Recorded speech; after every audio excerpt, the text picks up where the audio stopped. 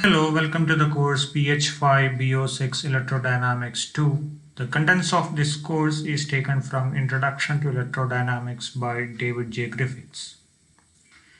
In today's class, we will continue to discuss topics from Chapter 7 Electrodynamics. In the last class, we discussed about Maxwell's equations for free charges and currents. So Maxwell's equation kind of provide a complete theoretical framework for classical electrodynamics, and there are four equations. First one is the Gauss law, divergence of E equal to rho by epsilon naught, and divergence of B equal to 0. Third one, the Faraday's law, curl of E equal to minus dou B by dou T, and finally Ampere's law with Maxwell's correction, curl of B equal to mu naught J plus mu naught epsilon naught dou E by dou T. Now, these equations tell that a changing magnetic field produces an electric field, and in turn, a changing electric field produces a magnetic field. So, these two, a changing electric field and magnetic field, can exist as a self-sustaining system, which you call as an electromagnetic wave or electromagnetic radiation. So essentially, these equations tell that all electromagnetic fields, they arise either due to a charge or due to a current. Now let's see in the case of free space how these Maxwell's equations get modified. As you can easily make out, in free space or vacuum, current density and charge density both are 0. So you can easily write a divergence of E equal to 0. Divergence of B equal to 0, curl of E equal to minus dou B by dou T, and curl of B equal to mu naught epsilon naught dou E by dou T. Now, if you compare these two sets of equations, the electric field equation and magnetic field equation, you can make out that there is an inherent symmetry here. For example, if you replace electric field with magnetic field, and magnetic field with minus mu naught epsilon naught E, you will find that the first pair of equations get converted into the second pair of equations. Similarly, the second pair of equations get converted into the first pair of equations. Let's check out that. So in the first equation, divergence of E equal to 0, replace E by B, so you get divergence of B equal to 0. Similarly, in the second equation, curl of E equal to minus dou B by dou T, replace E with B, so the LHS become curl of B. And on the right hand side, instead of B, you need to substitute minus mu naught epsilon naught E. So this is going to be dou by dou T mu naught epsilon naught E. Mu naught epsilon naught both are constant, they come outside the differential, so this becomes curl of B equal to mu naught epsilon naught dou E by dou T. So these equations are symmetric. On the other hand, if you look at the original equation, unfortunately the symmetry is lost here because of the charge term in the Gauss law and the current term in the Ampere's law. Right? If you compare these two equations, a charge term is missing here, so you cannot convert this into this. Similarly, in the electric field equation, a current term is missing, so you cannot convert this equation into this equation. So if you have to make these equations symmetric, just like the free space case, you need to add a charge term here and a current term here. So let's do that. Don't bother about the physical validity of this addition, and let's just focus on the symmetry aspect. So if Maxwell's equations were to be symmetric, it's going to look like something like this.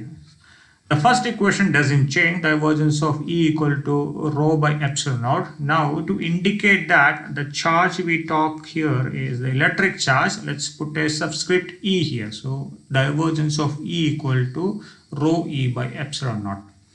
Now in the second equation, we need to add a charge, and what we are talking about is the magnetic charge. So the density of magnetic charge, let me call as rho m. So second equation is going to be divergence of B equal to mu naught rho m. Now the fourth equation remains the same. just that we add a subscript E here to indicate that this is a current of electric charges. And the same manner, let's add a current term in the third equation. So let me call it as Jm, which is current of magnetic charges. Now to be consistent with the sign here, let me put a negative sign here. So third equation becomes curl of E equal to minus mu naught Jm minus dou P by dou T. Now these equations look symmetric, and let's see whether these substitutions are consistent with the continuity equation. So if you apply divergence to the fourth equation, you will get divergence of Je equal to minus dou rho E by dou T. Similarly, if you apply divergence to the third equation, you get a divergence of Jm equal to minus dou rho M by dou T. So these equations are consistent with the continuity equation. In other words, both electric charge and magnetic charge are conserved. So far so good. So even though these equations look really nice and symmetric, unfortunately none of the experiments could prove the existence of a magnetic charge. So in reality, magnetic charges do not exist.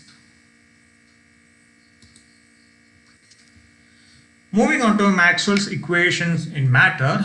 In the previous chapters we have seen that a uniform polarization produces a surface bound charge sigma b equal to p dot n cap, where p is the polarization density and n cap is a unit perpendicular vector. On the other hand, if the polarization is non-uniform, it produces a volume bound charge density given by minus divergence of p.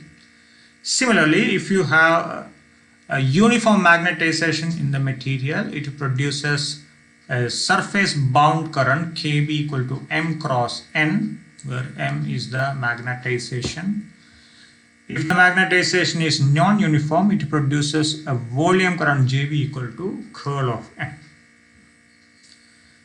Now imagine you have a polarized material block here, a cylindrical block of polarized material.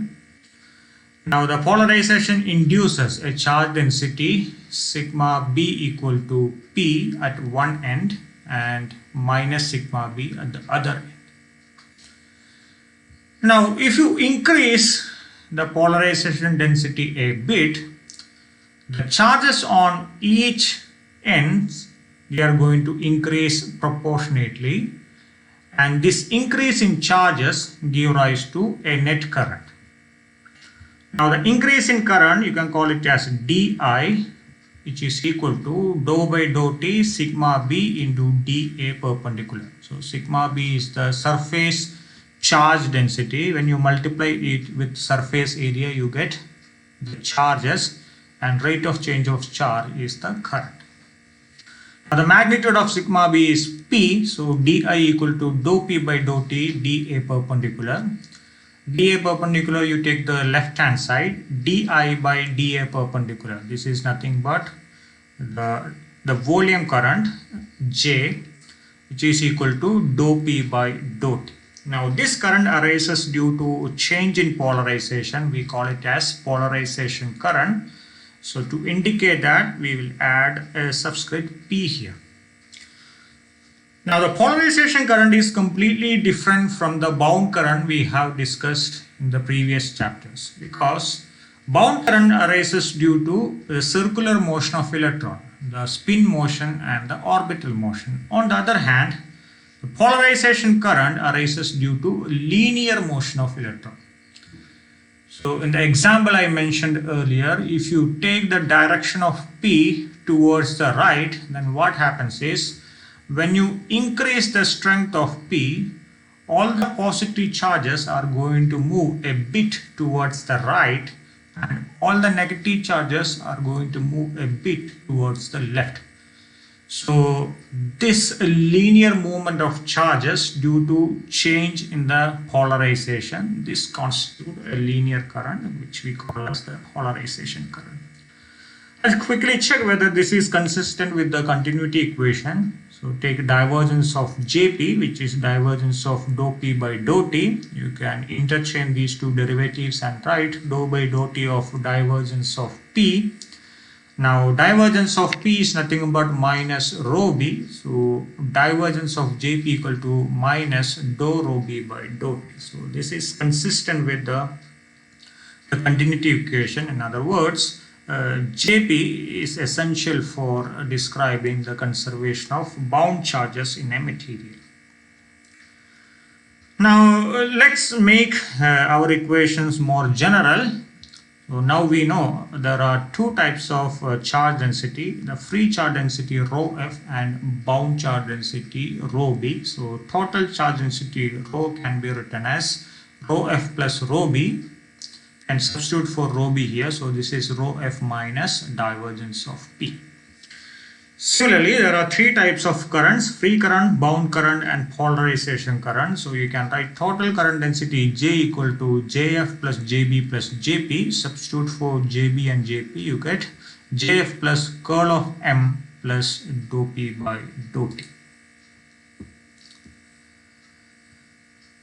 Now if you go back to the Gauss law, divergence of E equal to rho by epsilon naught. Instead of rho, you can write rho f minus divergence of P. So you have two divergence terms, you can combine them together. So on left hand side it becomes epsilon naught divergence of E plus divergence of P. Divergence is common, you can take it outside and write a divergence of epsilon naught E plus P equal to rho f.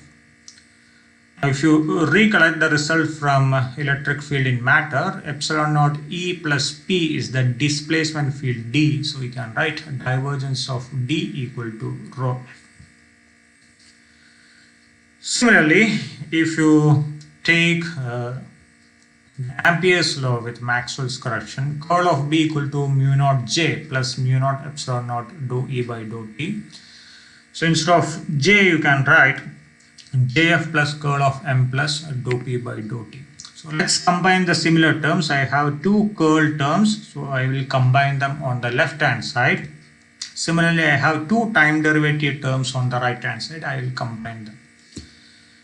So take mu naught to the left hand side, it becomes 1 by mu naught curl of B minus curl of M. So the common curl term you can take outside and write curl into curl of 1 over mu naught into B minus M. This is equal to dou P by dou T plus epsilon naught dou E by dou T. Once again, dou by dou T is common. You take it outside and write dou by dou T into P plus epsilon naught dou E by dou T. Now, this term P plus epsilon naught E is displacement field D. Similarly, 1 over mu naught B minus M. This is the auxiliary field H. So if you make these two substitution, you get curl of H equal to Jf plus dou D by dou T. So in the case of materials, especially dielectric material, Maxwell's equations get modified as divergence of D equal to rho f, divergence of B equal to 0, curl of E equal to minus dou B by dou T, and curl of H equal to Jf plus dou D by dou T. Now, if you recollect the definition of linear media, in linear media, the polarization or magnetization is proportional to the field. So P equal to epsilon naught chi E into E.